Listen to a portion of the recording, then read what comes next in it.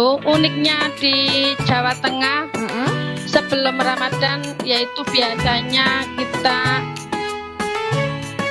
acara padusan atau mandi ya.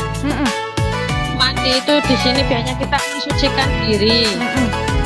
Yang bisa kita jabarkan seperti membersihkan fisik, membersihkan hati, perasaan dengan niat.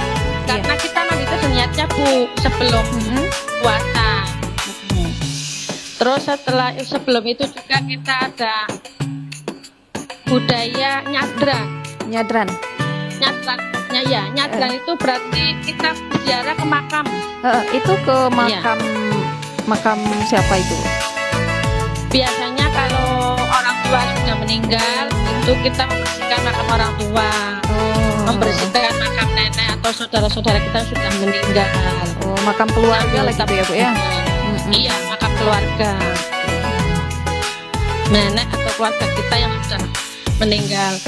Terus sebelum berarti 1 sampai 2 minggu sebelum itu, 1 sampai 2 minggu sebelum Ramadan, itu di daerah kita atau budaya kita Jawa Tengah itu ada kegiatan budaya munggah. Iya, munggah itu seperti berbagi ke tetangga, berarti kita tuker-tuker biasanya gini Kak. Ada yang berbagi nasi, ada yang berbagi bentuknya bisa nasi, bisa ketan, bisa jajanan ringan gitu seperti kolak. Iya. Ya, berbagi makanan gitu ya Kak ya?